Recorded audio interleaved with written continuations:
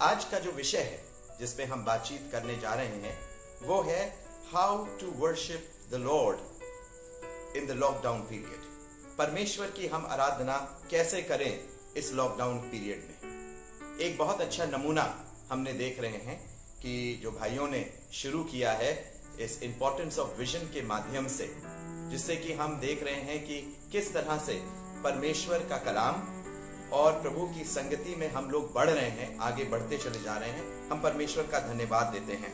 जबकि corona virus जो है वो निरंतर फैलता चला जा रहा है, बहुत सी तकलीफें लोग सह रहे हैं, बहुत सी मृत्यु हो रही है, उसमें हम कई प्रश्न को हम देखते हैं। कब तक ये दुख बना रहेगा? How long we will suffer? क्या होगा जब कोरोना वायरस खत्म होगा? क्या चीजें वैसी की वैसी रहेंगी? क्या उसमें बदलाव आएगा? परमेश्वर कहां है? Where is God? Another important issue is how to worship God. हम परमेश्वर की आराधना कैसे करें? हमको तो चर्च जाना है, हमको संगति में रहना है, अब ये कैसे हम जो है वो परमेश्वर की आराधना करें? ये सारी बातों को लेकर के हम सोचते हैं और विचारते हैं।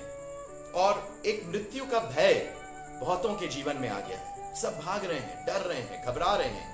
लेकिन हम धन्यवाद देते हैं कि कुछ लोग ऐसे हैं जो आत्मा और सच्चाई से परमेश्वर की आराधना कर रहे हैं। क्योंकि परमेश्वर कहता है, यीशु मसीह कहते हैं कि समय आता है कि परमेश्वर उन लोगों को देख रहा है जो आत्मा और सच्चाई से उसकी आराधना करते हैं। और हम जानते हैं कि हमें मृत्यु का भय नहीं है। पौलुस कहते हैं फिलिपियों उसका पहला अध्याय उसकी 21वीं आयत में, मेरे लिए जीना मसीह और मर जाना लाभ है। और हम जानते हैं कि हम जो हैं प्रभु की संतानें हैं। We are chosen people, we are God's people, we are anointed people, we are people called by God to serve him. हम वो लोग हैं, इसलिए हमें डरना नहीं है। And but people are looking at us, हम लोग हमारे ऊपर देख रहे हैं। क्यों? क्योंकि they want that something is significant in us and that is we have a hope to give to the world. हमारे पास एक आशा है जो हम दे सकते हैं। आज की जो वचन हम देखेंगे वो पाया जाता है यूहन्ना रचित सुसमाचार उसका 4था अध्याय। और वो पूरे नरेशन को हम तो नहीं देख पाएंगे, पढ़ नहीं पाएंगे उसको, क्योंकि काफी लंबा चैप्टर है, लेकिन मैं उसकी कुछ आयतों को पढ़ूंगा। यूहन्ना उसका 4था अध्याय और उसकी 23 आयत को हम देखेंगे, जहां पर प्रभु यीशु मसीह कहते हैं उस सामरी स्त्री से, परंतु वह समय आता है। यीशु मसीह कहते हैं समय आता है, वरन अब भी है, जिसमें सच्चे भक्त पिता का भजन आत्मा और सच्चाई से करेंगे, क्योंकि पिता अपने लिए ऐसे ही भजन करने वालों को ढूंढता है। परमेश्वर आत्मा है और यह अवश्य है कि उसके भजन करने वाले आत्मा और सच्चाई से भजन करें। आइए हम प्रार्थना करें। प्यारे पिता परमेश्वर, जब हम इन वचनों पर ध्यान देते हैं, हम विनती करते हैं कि आप हमारी मदद करें। पवित्र आत्मा आप हमारी मदद करें, ताकि आज का वचन मेरे लिए, मेरे परिवार के लिए और तमाम सुनने वालों के लिए आशीष का कारण ठहरे। खासतौर से उन लोगों के लिए जो आराधना में बने हुए रहते हैं, जो आपकी आराधना और स्तुति करते हैं, जिनको आपने चुना है। हम प्रार्थना करते हैं कि प्रभु आज का वचन हमारे लिए आशीषमय हो। खुदावंद मेरी जुबान और आपका कलाम हो, ताकि लोग आज आशीष पाने वाले हो सकें। खुदावंद यीशु मसीह के नाम से मांगते हैं, आमीन। यहां पर जब हम देखते हैं, इस अध्याय को देखते हैं, जॉन चैप्टर 4 को, वहां पर प्रभु यीशु मसीह जो हैं वो याकूब के कुएं के पास बैठे हैं और दोपहर का वक्त होता है और सांवरी स्त्री आती है, पानी के मटके को लेकर के, खाली बर्तन होता है, मटका होता है, उसको लेकर के आती है। और जब वो लेकर के आती है तो प्रभु यीशु मसीह और वो सांवरी, और एक बदलाव हम सांवरी स्त्री के जीवन में देखते हैं और किस तरह से उसके जीवन में एक भविष्यवाणी करते हैं। 3 बातें हम देखते हैं यहाँ पर। 3 बातों को हम नहीं लेंगे, उनमें से सिर्फ एक बात को लेंगे, लेकिन प्रभु यीशु मसीह क्यों उससे बात करते हैं। सबसे लंबा conversation, it is the longest conversation of Jesus in the gospel, यहाँ पर जो कि वो एक स्त्री से, जबकि यहूदी जो रब्बाई होते थे, they were not supposed to talk to a woman in this pub like this। दूसरी चीज क्या थी कि वो सामरी स्त्री थी, वो यहूदी भी नहीं थी और वो बिल्कुल नहीं बात करना चाहिए उनको। लेकिन प्रभु यीशु मसीह आए और उससे उन्होंने बातचीत करी। और यीशु मसीह के 3 कारण थे उससे बात करने के। पहली बात, यीशु मसीह चाहते थे कि वो बचाई जाए, वो मसीहा को जाने और उसके द्वारा पूरा सामरिया भी प्रभु यीशु मसीह को जाने। That she should be saved and through her others should be saved. दूसरी चीज हम देखते हैं, यीशु मसीह उसको आराधना के बारे में क्लैरिफाई करते हैं, what is the real meaning of worship is. और तीसरी चीज हम देखते हैं, यीशु मसीह चाहते हैं कि she should become the good news bearer. And biblically अगर आप बाइबल में देखेंगे, she became the first evangelist in the sense कि जब प्रभु यीशु मसीह जिंदा थे और यीशु मसीह प्रचार कर रहे थे और जब उससे प्रचार किया तो वो पहले होकर के गई सामरिया में। She became the first evangelist in Samaria और वहां जाकर के लोगों को लेकर के आई। लेकिन हम आज जो है बात करेंगे understanding of worship, importance of worship. हम बात करेंगे कि आराधना क्या होती है। आज हम दिन भर हमने आराधना करी, बहुत खूबसूरत गीतों को लोगों ने गाया, कई दिनों से ये आराधना चल रही है, लेकिन we need to know more about worship. हमें वर्शिप के बारे में, आराधना के बारे में जानना है और यीशु मसीह क्या कहना चाहते हैं। सबसे पहली चीज, यीशु मसीह इस चीज को क्लियर करते हैं, he clarifies that worshippers should not be place centred. Worshippers should not be place centred, यानी कि जब हम आराधना करते हैं, जब हम उसकी आराधना करेंगे या करते हैं, तो हमारे लिए कोई पर्टिकुलर स्थान नहीं बनना चाहिए कि हम सिर्फ यही करेंगे और इसके अलावा नहीं करेंगे। यहां पर प्रभु यीशु मसीह से ये स्त्री क्या कहती है, यूहन्ना 4:20, वो कहती हैं, हमारे बाप दादों ने इसी पहाड़ पर भजन किया और तुम कहते हो मतलब यहूदी कहते हैं कि वह जगह यहां भजन करना चाहिए जेरूसलम में। यानी कि हम तो पहाड़ पे जाकर के आराधना करते हैं और यहूदी लोग कहते हैं कि कहां जाना चाहिए, जेरूसलम में जाना चाहिए। लेकिन यीशु मसीह क्या कहते हैं, यहूदी कुछ कहते हैं, सामरी कुछ कहते हैं, लेकिन यीशु मसीह क्या कहते हैं वो इंपॉर्टेंट है। आज संसार के लोग बहुत सी बातें करते हैं, बहुत से रिलीजियस हेड अपनी अपनी बातें करते हैं, लेकिन यीशु मसीह क्या कहते हैं ये बहुत इंपॉर्टेंट है। और यीशु ने उससे क्या कहा, यीशु ने उसको उत्तर दिया 21वीं आयत में, हे नारी, मेरी बात की प्रतीति कर कि वह समय आता है कि तुम ना तो इस पहाड़ पर पिता का भजन करोगे, ना जेरूसलम में। यानी कि ना इस पहाड़ पर ना जेरूसलम में। यानी कि एक समय आता है कि परमेश्वर जो है वो हृदय में रहने वाला परमेश्वर है और उसकी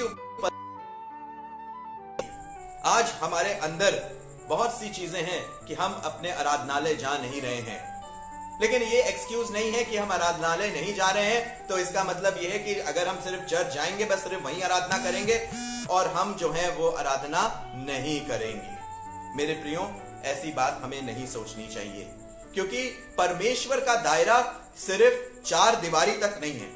परमेश्वर का दायरा सिर्फ जेरूसलम तक नहीं था। अगर परमेश्वर का दायरा जेरूसलम तक होता तो आज मैं और आप आराधना नहीं कर रहे होते, लेकिन परमेश्वर का दायरा उससे कहीं बड़ा है। अगर आप यूहन्ना रचित सुसमाचार उसके 2 अध्याय को और उसकी 19वीं आयत को देखेंगे, जब प्रभु यीशु मसीह मंदिर में जाते हैं और वहां पर क्या करते हैं मंदिर में, वहां पर फरीसियों को क्या कहते हैं, इस मंदिर को ढा दो और मैं उसे 3 दिन में खड़ा कर दूंगा। And they were more centred towards the building. वो हाथ के बनाए हुए मंदिरों पे ज्यादा ध्यान था बनिस्बत की परमेश्वर की।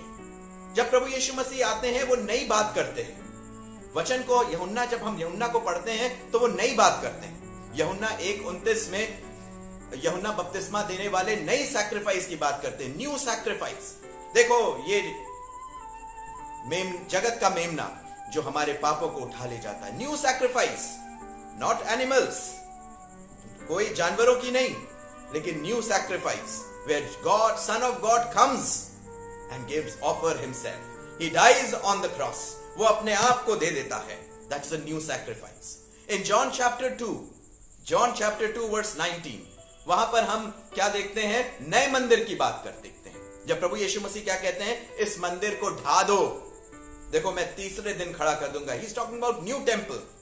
यूहन्ना 3:1-7 में he is talking about new birth, नए जीवन की बात करते हैं। और यूहन्ना 4 उसके 22 और 24 में जैसे मैंने आपके सामने पढ़ा, he talks about new kind of worship, एक नई तरीके की आराधना। और वो नए तरीके की आराधना जो है वो आत्मा और सच्चाई से भरी हुई आराधना है। प्रेरितों काम उसका 7वां अध्याय हम देखते हैं तो उसमें 47 से 49 तक देखते हैं तो वहां पर स्तिफनुस क्या कहते हैं? स्तिफनुस कहते हैं, परंतु सुलेमान ने उसके लिए घर बनाया, सुलेमान ने परमेश्वर के लिए भवन बनाया, परंतु परम प्रधान हाथ के बनाए घरों में नहीं रहता, जैसा कि भविष्यवक्ता ने कहा है। परमेश्वर का स्थान जो है वो सिंहासन जो है वो स्वर्ग है और पृथ्वी उसकी चौकी है। और तुम कौन है जो उसके लिए घर बना सकता है? मैं कोई नई थियोलॉजी नहीं कह रहा हूं कि नहीं हमें चर्च नहीं जाना चाहिए, बिल्डिंग में नहीं जाना चाहिए, नहीं, लेकिन हमें ये समझना है, we have to understand wherever we are we can worship him. हम कहीं भी हैं, हम उसकी आराधना कर सकते हैं, हम खुद उसके लिए अपने आप को दे सकते हैं। आज चर्चेस बंद हैं, बेंचेस खाली हैं, बिल्डिंग में अब जाले लग रहे होंगे, धूल लग रही होगी, सारी चीजें हो रही हैं, but God is more interested in you and me. परमेश्वर जो है वो मुझ में और आप में इंटरेस्टेड है, वो जगह में नहीं इंटरेस्टेड है। A time will come when everything will be destroyed, सब कुछ खत्म हो जाएगा। A new heaven and new Jerusalem will come, एक नया मंदिर होगा जिसमें हम रहेंगे, सिर्फ हम रहेंगे, हम लोग रहेंगे जो उस पर विश्वास करते हैं। ये बिल्डिंग सब खत्म हो जाएगी। तभी जॉन वेस्ली जो मेथोडिस्ट के फाउंडर हैं, उन्होंने कहा था, the world is my parish, the world is my parish, and he doesn't confines parish in a particular area, but he goes beyond that, उससे ज्यादा जाते हैं। अगर आप देखें यूहन्ना बपतिस्मा देने वाले को, यूहन्ना बपतिस्मा देने वाला कहां पर था? He was in wilderness, वो बयाबान में था। परमेश्वर का आत्मा कहां आया? जेरूसलम में आया। परमेश्वर का आत्मा फरीसियों के बीच में आया कि परमेश्वर का आत्मा यूहन्ना बपतिस्मा देने वाले के पास आया, जो कि कहां पर था? जो विल्डरनेस में था, जो बयाबान में था। मेरे प्रियो, परमेश्वर जो है वो हमारे जीवन के लिए चिंतित है, वो हमारे जीवन में रह करके चाहता है कि हम उसकी आराधना करें। दूसरी बात, Jesus clarifies worshippers should not be self centred. परमेश्वर यीशु मसीह इस बात को बताते हैं कि जो वर्शिपर्स हैं, जो आराधना करने वाले हैं, वो अपनी तरफ केंद्रित ना हो।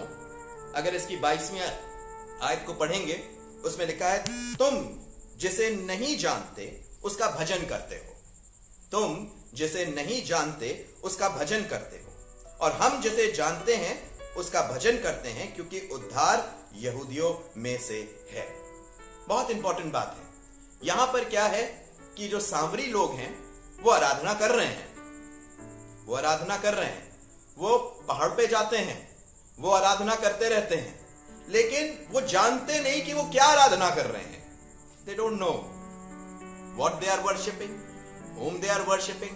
In fact, they are just wasting their time because they are not worshipping God. वो सच्चे परमेश्वर की आराधना नहीं कर रहे हैं। Who should be the center of our worship? हमारी आराधना का केंद्र बिंदु कौन होना चाहिए? हमारी आराधना का केंद्र बिंदु हमारा परमेश्वर प्रभु यीशु मसीह होना चाहिए। बहुत सी दफे ऐसा होता है कि जब हम प्रचार करते हैं, जब हम वर्शिप करते हैं, जब हम उसकी आराधना करते हैं, हम सेल्फ प्रेज चाहते हैं, हम कमेंट्स चाहते हैं कि उसने क्या बोला, उसने क्या लिखा, उसने लाइक किया कि नहीं लाइक किया, उसने और देखूं मैं। अच्छी बात है, लोग हमारे जो फेलोशिप ऑफ बिलीवर्स हैं वो हमको इनकरेज करते हैं, लेकिन ध्यान दें कि उस प्रेज में, उस अच्छी बातों में कहीं आप बहक ना जाएं और ऐसा ना हो कि आप परमेश्वर की आराधना करते करते स्वयं अपनी आराधना कराने शुरू कर दें। ऐसा ना हो। बहुत सी दफे ऐसा होता है, we think that we are worshiping him, हम सोचते हैं कि हम उसकी आराधना करते हैं, लेकिन फिजिकली हम आराधना कर रहे हैं, बट स्पिरिचुअली ऐसा नहीं होता है। यूहन्ना बपतिस्मा देने वाले को देखिए, यूहन्ना बपतिस्मा देने वाला सेवकाई में आ गया, हजारों की संख्या में लोग लाइन लगा के खड़े हुए हैं, बपतिस्मा ले रहे हैं, लेकिन जब प्रभु यीशु मसीह आते हैं, जब प्रभु यीशु मसीह की बातचीत यूहन्ना करते हैं, तो यूहन्ना 3:30 में क्या लिखा है? बहुत खूबसूरत बात है। जब हम लोग गीत गाते हैं ना, आज का दिन यहोवा ने बनाया, उसमें कहते हैं यूहन्ना बपतिस्मा देने वाले, अवश्य है कि वह बढ़े और मैं घटूं। जब हम क्राइस्ट सेंटर्ड होते हैं अपनी सेवा में, प्रभु यीशु मसीह की सेवा, when we are Christ centered, तब वो हमारे जीवन में बढ़ता है और हम घटते हैं। वो हमारे जीवन में बढ़ता चला जाता है और हम बढ़ते हैं। यीशु मसीह सावधान करते हैं हम लोगों को। मरकुस रचित सुसमाचार उसके 7वें अध्याय और उसकी 6ठी और 7वीं और 8वीं आयत में वो कहते हैं, उन लोगों को कपटी बोलते हैं जो लोग होठों से तो उसका आदर करते हैं परंतु मन से दूर रहते हैं। वे व्यर्थ में मेरी उपासना करते हैं, व्यर्थ में उपासना करते हैं। वो विचार करते हैं लेकिन सही नहीं कर रहे हैं। आज हमको ये जानना है कि we have to offer ourselves fully to him, not to anybody else, not to any human being, but we have to offer ourselves to God, offer ourselves to Jesus Christ, who came into this world and revealed God the Father in this world. और ये जरूरी है। यूहन्ना 12 में एक मरियम मगदलीनी का जिक्र है और उसने क्या किया, जटा मासी का इत्र लेकर के आई और वो लेकर के क्या करने लगी, वो उसके पैर को क्या करने लगी, साफ करने लगी। और उस तरह से क्या करी, उसने महिमा करी, प्रभु यीशु मसीह की महिमा करी। She poured out everything, वो सब कुछ उसने उस आराधना में दे दिया।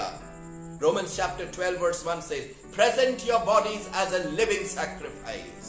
लिखा है कि इसलिए हे भाइयों मैं तुमसे विनती करता हूं कि अपने शरीर को जीवित, पवित्र और परमेश्वर को भावता हुआ बलिदान करके चढ़ाओ, यही तुम्हारी आत्मिक सेवा है। अंग्रेजी में लिखा है This is a spiritual worship. ये है worship. When we give ourselves to Him, because He is the Lord.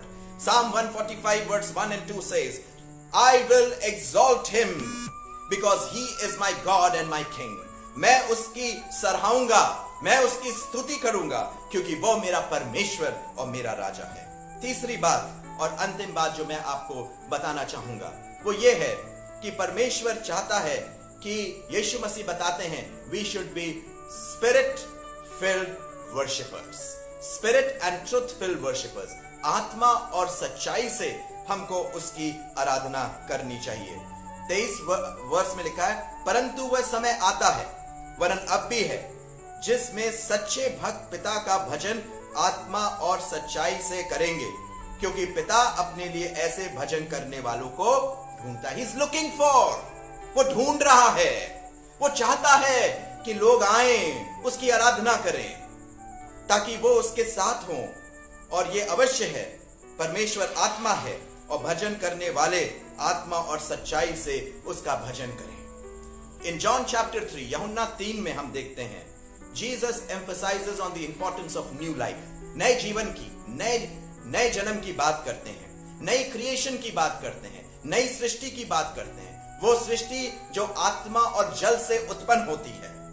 और यूहन्ना 4 में हम देखते हैं आत्मा और जल दोनों देखते हैं। यीशु मसीह क्या कहते हैं सामरी स्त्री से कि जो पानी मुझसे पीता है, I am the living water, वो कभी प्यासा नहीं होगा। जो मुझसे पिएगा वो कभी प्यासा नहीं होगा। लिविंग वाटर, हमें किससे जन्म लेना है? नया जन्म किससे होता है? आत्मा और जल। और आत्मा कौन है? परमेश्वर। परमेश्वर आत्मा है और जल यीशु मसीह है जिसको हम पीते हैं और हमारा नया जीवन बन जाता है। हम नए जीवन में प्रवेश कर जाते हैं। We come into His presence और वो उसकी आत्मा मेरे अंदर वास, He is longing to come inside us. We are also longing. आज हम भी चाहते हैं। हम आराधना क्यों करते हैं? आज लोग इधर उधर जा रहे हैं, भटक रहे हैं, तमाम तरह की चीजें करते हैं अपनी आत्मा को प्रसन्न करने के लिए। एक सेटिस्फैक्शन नहीं है। क्यों? देयर इज अ स्पेस, एक एम्प्टीनेस है। ऑगस्टीन कहते हैं, सेंट ऑगस्टीन एक बहुत बड़े बिशप रहे, थियोलॉजियन रहे, उन्होंने कहा there is a vacuum and the vacuum is only filled by the presence of God. परमेश्वर की उपस्थिति से वो जो वैक्यूम है, जो खाली है, खालीपन है, वो भरा जाता है। इसलिए मेरे प्रियो, मैं आपसे आज बताना चाहता हूं, परमेश्वर जो है वो हमारे जीवन को चाहता है। जो सच्चा वर्शिपर है, जो सही में वर्शिप करता है, वो कभी झूठ नहीं बोलेगा। वो कभी, there is no deceit in him, there is no lie in him, because he is presenting the living God. वो सच्चे परमेश्वर को ला रहा है। हम किसी मनुष्यों के साथ खिलवाड़ नहीं कर रहे हैं, हम परमेश्वर की देह के साथ खिलवाड़ नहीं कर रहे हैं, परंतु हम परमेश्वर की देह को और आत्मिक रूप से मजबूत करते हैं, ताकि हमारा जीवन जो सामने है वही पीछे होना चाहिए। जब हम गीतों को गाते हैं, वो गीत जो हैं वो हमारे स्वभाव में नजर आए, और जब तक वो हमारे स्वभाव में नजर नहीं आएगा तब तक कुछ नहीं होगा। एक बड़ी अच्छी अंग्रेजी में किसी ने कोट लिखा है, वॉरेन एंड डेविड वर्सबी ने लिखा है, व्हेन मिनिस्ट्री बिकम्स परफॉर्मेंस, जब सेवकाई जो है वो दिखावा बन जाती है, and the sanctuary becomes the theatre, यानी कि जो पवित्र स्थान है वो एक ड्रामे का जगह बन जाता है, and the congregation becomes audience, यानी कि जो कॉन्ग्रीगेशन है, परमेश्वर की देह है, वो एक ऑडियंस की तरह बन जाती है, एंड वर्शिप बिकम्स एंटरटेनमेंट। चलिए आइए हम लोग थोड़ा सा एंटरटेनमेंट कर लें, और मनुष्यों की जो कमेंट्स हैं और उनकी जो वो है तालियां हैं, वो उससे हम अपने आप को कहते हैं कि हम कितने सक्सेसफुल हैं। But when ministry is for the glory of God, जब सेवकाई जो है परमेश्वर की महिमा करती है, उसकी उपस्थिति जो है वो बहती है, और हर एक व्यक्ति जो बचा हुआ भी नहीं है, जब वो उसकी उपस्थिति में आता है, मेरे प्रियो, वो बचाया जाता है, उसका जीवन बदल जाता है। Even the unsaved visitor will fall down on his face, worship God and confess that God is among us. Don't forget, my dear friends, that we are the temple of the Holy Spirit. हम पवित्र आत्मा के क्या हैं? मंदिर हैं। पवित्र आत्मा हम में निवास करता है। वो आत्मा जो है वो सत्य का आत्मा है, वो आत्मा जो है वो प्रेम का आत्मा है, और वो मेरे और आपके जीवन में निवास करता है। जब वो मेरे जीवन में आता है, हम उसके साथ आराधना करते हैं, we become one. And John chapter 17 is a prayer that all believers should become one, and we should become one with the Father, Son and the Holy Spirit. और वो oneness तब पूरी होती है जब हम रेवलेशन, प्रकाशित वाक्य 21 और उसका 22 को पढ़ते हैं, और यहां पर यूहन्ना कहते हैं, मैंने उसमें कोई मंदिर ना देखा, क्योंकि सर्वशक्तिमान प्रभु परमेश्वर और मेमना उसका मंदिर है। मेरे प्रियो, अभी हमने पढ़ा 1 कुरिन्थियों उसका 6 अध्याय उसकी 19वीं आयत में, we are the temple of Holy Spirit, we are the temple of God. आज हम उसके मंदिर हैं, और जब हम यहां से जाएंगे, he will become my temple, वो मेरा मंदिर बन जाएगा। वहां हाथ का बनाया हुआ मंदिर नहीं है मेरे प्रियो। So that's why I want to tell you, मैं आपको आज बताना चाहता हूं, I want to encourage you, मैं आपको प्रोत्साहित करना चाहता हूं, मत निराश होइए, निरंतर उसकी आराधना करिए, सच्चाई से, ईमानदारी से उसकी आराधना करिए। अगस्त एक बड़े और सेवक थे, प्रभु के दास थे, उन्होंने इस बात को कहा कि परमेश्वर हमारे जीवन में अपने पुत्र को देखना चाहता है। God the Father wants to see his son in us, and the more we worship God, the more we exalt him, you know what happens? Christ comes in my life. वो ही मेरे जीवन में बढ़ता चला जाता है, वो बढ़ता चला जाता है, वो बढ़ता चला जाता है, मैं खत्म हो जाता है, मैं उसमें हो जाते हैं, हम उसमें हो जाते हैं, we become one. और ये जरूरी है कि हम निरंतर इसमें बने रहें। परमेश्वर आप सबों को आशीष दे। मैं फिर से इंपॉर्टेंस ऑफ विजन को धन्यवाद देता हूं, भाई जोशुआ को धन्यवाद देता हूं, उनकी टीम को धन्यवाद देता हूं कि उन्होंने मुझे ये मौका दिया कि हम आपको आराधना के बारे में बता सकें। और ये जरूरी है कि आप जहां कहीं भी हैं, आज के समय में आराधना करिए। डोंट गिव एक्सक्यूज कि okay, I am waiting for the church to be open, then I will go, क्योंकि परमेश्वर वहां रहता है जहां आप उसका नाम लेते हैं। जहां 2 या 3 यीशु मसीह ने कहा है, 2 or 3 are gathered in his name, he is very much present there. वो वहां पर उपस्थित है, और इस चीज को मानना है हमें। We have to always worship Christ, because Christ should be our center. And the last thing, as I told you, he wants us that we should be filled with truth. We should be filled with his spirit of truth, so that people, when they see us, they should glorify the Father in heaven. God bless you. Let us pray together. आइए हम प्रार्थना करें. Heavenly Father, we are thankful and grateful to you for the wonderful time and opportunity you have given to us, so that we may understand the significance and importance of worship. Lord, we offer ourselves to you. We lay ourselves to you.